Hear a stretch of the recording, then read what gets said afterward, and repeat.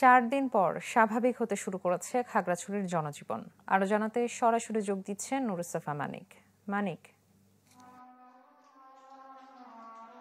ইসরাত, আমরা দেখেছি যে আজকে সকাল থেকে খাগড়াছড়িতে স্বাভাবিক নিয়মে সবকিছু হয়েছে এবং আজকে থেকে কিন্তু দূরপাল্লার যেসব গাড়িগুলো চলাচল করে যাত্রীবাহী সেসব গাড়িগুলো কিন্তু নিয়মিত যেই তাদের যে সূচি ছিল কিংবা শিডিউল ছিল সেই শিডিউল অনুসারে কিন্তু চট্টগ্রাম, ঢাকা এবং অন্যান্য রুটে গাড়ি চলাচল করছে এবং একই সাথে পণ্যবাহী গাড়িগুলো কিন্তু চলাচল করছে এবং আজকে দুপুর 2টা থেকে সাজেকের উদ্দেশ্যে কিন্তু পর্যটকবাহী 15টি জিপ এবং অন্যান্য ব্যক্তিগত গাড়ি, মোটরসাইকেলও কিন্তু গিয়েছে, আমরা খবর পেয়েছি এবং আগামীকাল সেই সংখ্যা আরো বাড়বে বলে কিংবা আরো বুকিং বেড়েছে বলে আমরা সাজেকের যারা ব্যবসায়ীরা রয়েছেন কিংবা এখানে পরিবহন সংশ্লিষ্ট রয়েছেন তারা আমাদেরকে জানিয়েছেন।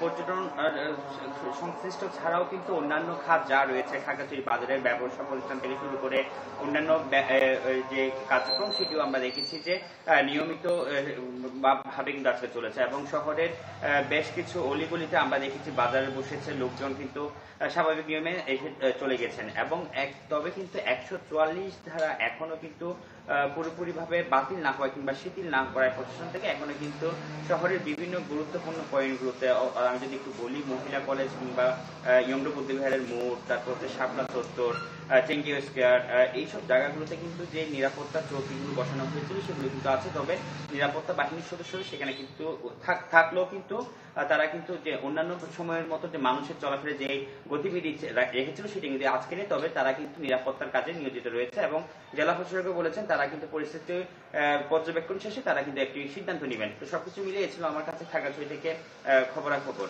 এমি মানিক, আপনাকে ধন্যবাদ। দর্শক, খাগড়াছড়ি থেকে সরাসরি যুক্ত ছিলেন নুরুসফা মানিক।